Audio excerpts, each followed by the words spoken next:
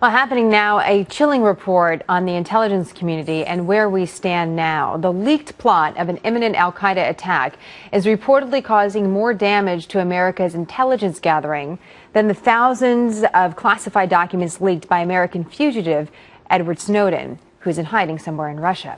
The New York Times reporting today that the intelligence community is reporting a sharp drop in chatter among terrorists since word leaked of communications between Ayman al-Zawahiri, the head of al-Qaeda, and the leader of the al-Qaeda branch in Yemen. That intercepted communication triggered the shutdown of American embassies and diplomatic posts across the Muslim world last month. Michael Chertoff is a former Secretary of Homeland Security and chairman of the Chertoff Group. Sir, nice to have you back with us. Good to be on. If I go back to the beginning of August, what we first learned August 1st from the State Department is that there were going to be massive closings of embassies around the world. And then the reports came out from this travel alert the next day to Americans, the reason why, because of an al-Qaeda threat. Was that mishandled in any way? How else can you get that information out there to the public if these are the steps that need to be taken? Well, I think you could have put out an alert, and we can debate whether closing 19 embassies was the right response, but you can certainly put out a travel warning without revealing specifics about how you know something is going to happen. And the intelligence community has a lot of experience with that. When I was in office, we often put out information without revealing the sources and methods. So for this sort of situation, why do you think it is that this one report caused so much damage when there's tens of thousands of documents out there from someone that had intimate knowledge of what our intelligence gathering really looked like? I think in this case, it's the specificity of the report. You know, the report, and I can't confirm that it's accurate, identified a particular way in which a communication was intercepted. And that's exactly the kind of thing that, if the enemy sees that, is going to alert them to change the way they conduct their business.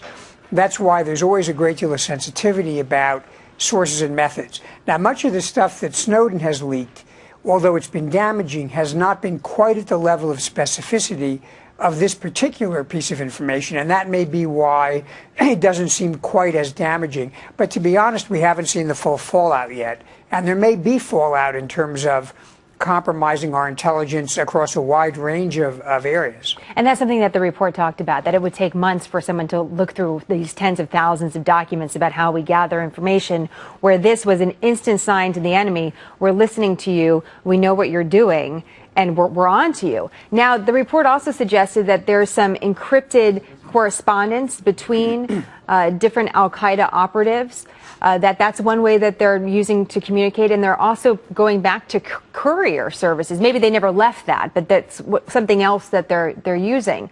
If that's the case, how good are we in intercepting those type of messages if it's not over text or it's not over phone? Well, the good news is I think the U.S. intelligence community is quite adaptable, but there is a cost involved and a delay in adapting when the enemy takes a new approach to communicating. Encryption has always been an issue, and there were reports, again, that were leaked out about efforts to break encryption. And to be perfectly honest, that's exactly what we want the intelligence community to do. We don't want to give criminals and terrorists an ability to communicate with impunity by using encrypted channels. But it's more complicated to deal with encrypted communications. It's more complicated to deal with couriers. And although there are ways of ultimately getting the information, all of these changes cost us time and cost us money. Are we less safe than today? No question that these leaks are impairing our ability to protect ourselves and to get early warning of the kind of events like the ghastly tragedy we saw in Kenya or what we saw in the Boston Marathon. So people need to understand this isn't about playing games. This is about the only way in which we can warn ourselves and stop something before it results in a terrible loss of life. Secretary Chertoff, great to have you on the program again today. Thank you so much. Good to be on.